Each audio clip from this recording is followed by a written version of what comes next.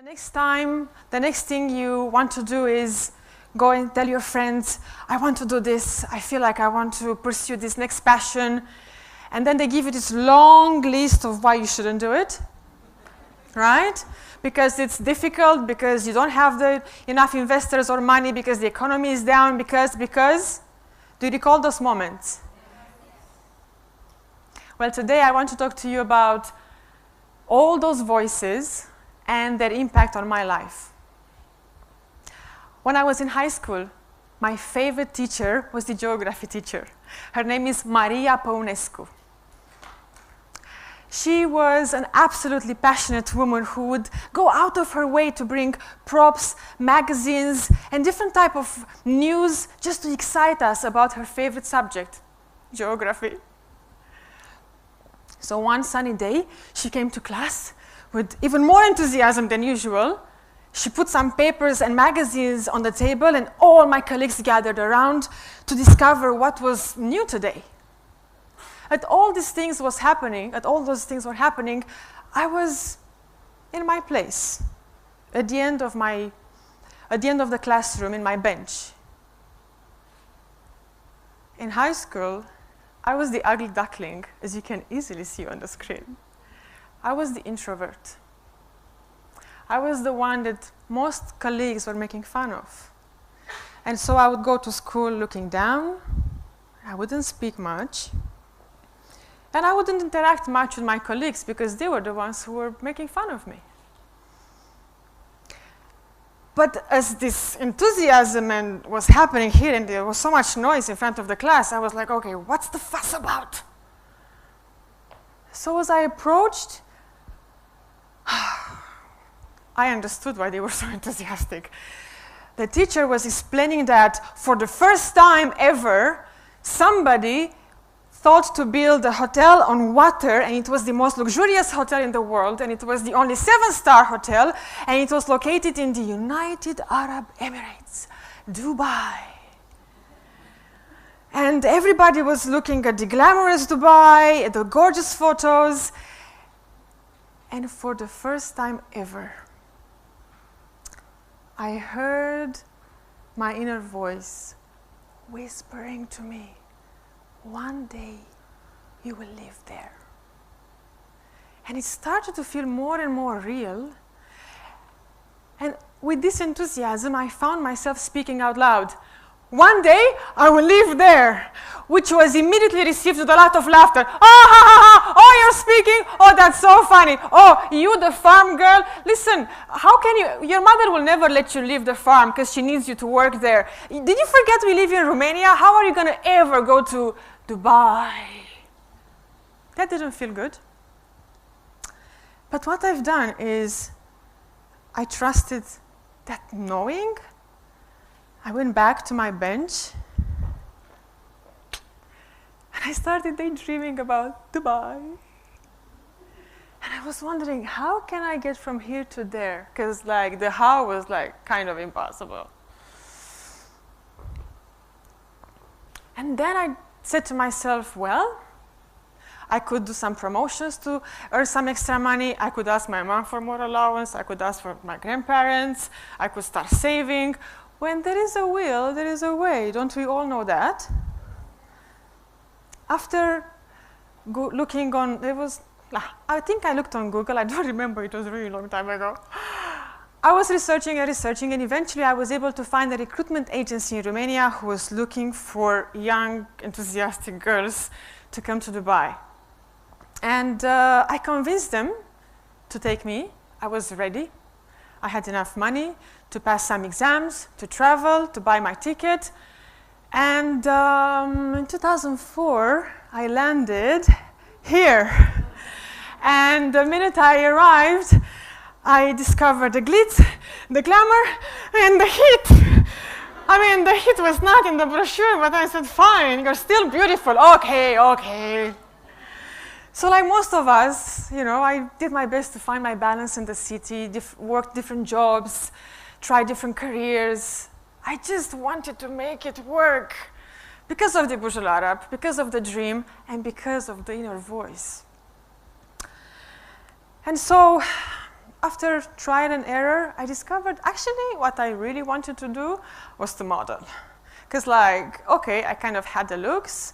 After a while, I started to work on myself, train, and sooner or later, I started to model a little bit more, also because I was fortunate to be lucky to be the right person, the right girl at the right time, as the economy was booming, lots of developments were happening, so advertisements and lots of ads were happening, and they were needing models.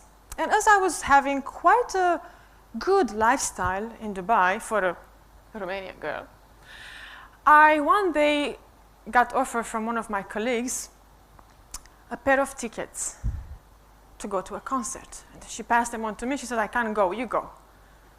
So I picked them up. I was like, what? Are you kidding me? Backstage, VIP access to the biggest diva of all times.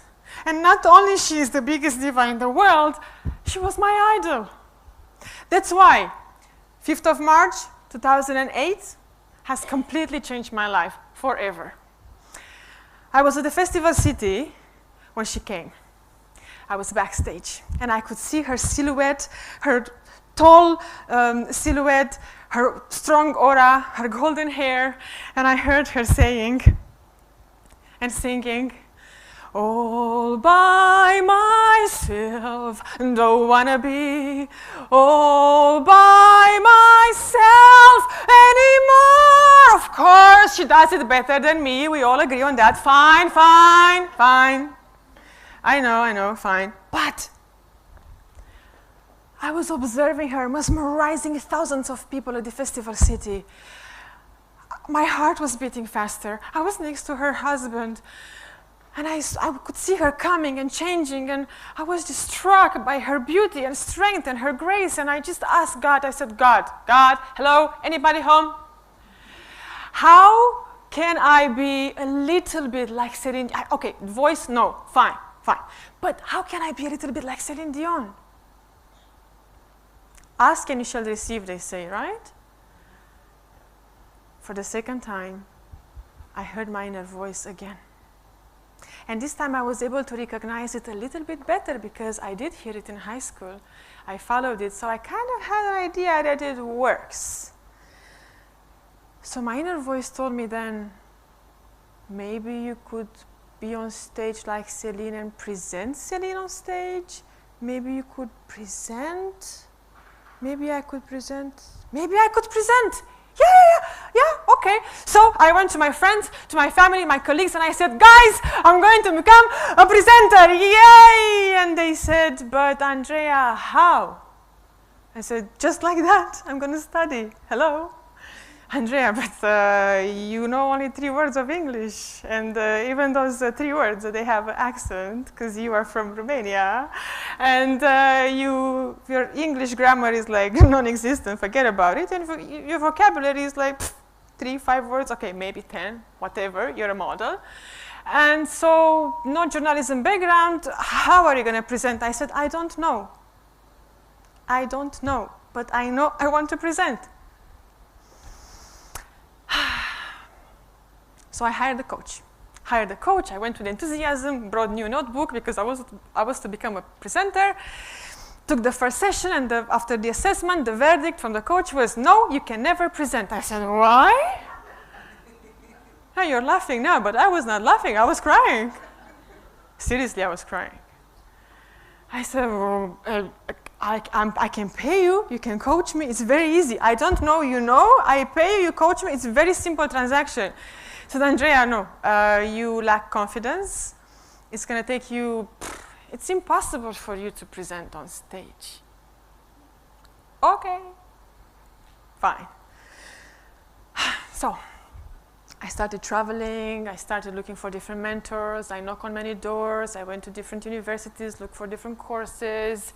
I wasn't about to stop, you know that by now. So I started to educate myself, watch YouTube, videos, books, spend lots of times in bookstores. And eventually I did start to present a little by little. And a pro bono event there, a charity event there. I got comfortable on stage, and it started to work. And then one day, I got a call from an event organizer who said, we are looking for a presenter for the biggest event of the year. One of the wealthiest and most successful people in the world is going to have his 50th birthday party at the Burj Al Arab. I said, okay, I will be there. You don't have to tell me that twice. So that day, I got to wear a very, very tight and black glamorous dress designed by Michael Cinco, and this dress was modeled just 2 weeks before by Jennifer Lopez, so that day I was feeling totally J-Lo. The Burj Al Arab looked like a different universe altogether. The ballroom looked like golden with flowers. The most beautiful people from different parts of the world gathered for this wealthy guy. And my responsibility was to introduce on stage the biggest entertainers in the world. Amr Diab was there, Alabina was there, Gypsy King. The Russian ballet itself came to the Burj Al Arab. This guy had like the longest, most expensive Guinness Book World Record fireworks in the world. And as all of this was happening, I just took a moment with myself. I pressed pause here. And I heard it again. You know what, right? My inner voice. I heard it again, and this time it told me, you are holding the microphone, aren't you? I said, yeah. Your dream of becoming a presenter became true. Okay, very much true. And you are the Burj Al Arab, aren't you? I said, yeah, I should put this photo quickly on Facebook for my high school colleagues to see it. Like ASAP. I am sure I shed a tear or two because that moment was the biggest turnaround in my self-esteem and confidence. Nothing and nobody can take that moment away from me. I've worked, sweated, cried, practiced to reach in that moment, and it was mine, and it was earned. And after realizing that level of confidence, I said to myself, maybe I can take my entertainment, soft skills, presenting skills, and my newfound confidence and pass it on to others and share it with others. And so I've started a new journey. I went on to study public speaking, got certified, worked a lot on my skills, and I've started to be a public speaking and confidence coach, helping companies, executives, different level of managers, CEOs, entrepreneurs to present, to pitch, and be confident. I've been a public speaking coach for the last 3 years, and people come to me with different symptoms. People come with different symptoms. I'm afraid I will forget my lines. I'm afraid something will collapse. What will they think of me? What if I don't look good enough? What if they don't think I'm smart enough? And all these symptoms, after 3 years of research and working with people, have one core problem. And the core problem is fear of the unknown. And most often, before I go into the soft skills, speak in this way, breathe in this way, the soft skills are there. They are in the books. Everybody can read the books and can practice, but how do we now work on the fear of the unknown? Most often, I give them the same answer because what I know is the connection with inner voice. So I tell them, what if I was afraid of the unknown, and when my colleagues in high school made fun of me, I would have listened to them? What if I would have listened to their voices and not to my own? What if, when I went to my colleagues and friends, when I was modeling, and I told them I want to become a presenter, and I've listened to them and to the coach, what if I wouldn't have become a presenter? What if, instead of being today with you in your beautiful company, I would have still been a small farm girl somewhere in the smallest city in Romania? And when I asked them those questions, it helps them, their face changes. And so, all what I know is that when you listen to your inner voice, you're able to take a courageous step forward. And the first step is the only one that you need.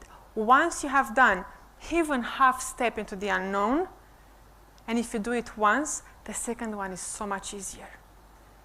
That's exactly what I have done. Today I've asked you, what is one goal that your inner voice is telling you today to do? That's what I have done when I was in doubt. I could literally speak only a few words of English. And to reach to this other goal, I had to ask myself, can I change something? What are the obstacles? What can I do today to get myself closer to here? Everything from here to here was incredibly unknown and scary. But you know what? If I can do it, we can all do it. So, my one piece of advice for you today, as much as you can, sit with yourself in meditation, by the beach, in your favorite armchair on the couch in the morning, and just listen to your inner voice, and by all means, honor it. I have been incredibly lucky to have had this journey so far and to have been inspired to listen to my inner voice. And even though I could thank my family, my friends, my cheerleaders, my friends who are here in the audience, I can see you all, instead of thanking you and all those people, today I want to thank all those people who told me, no, it's impossible. They have built this resistance and this contrasting wall and have forced me to strengthen my inner core to such extent that I had to burst through it. And in doing so, I have become stronger. It's because of those people that today I am in front of you.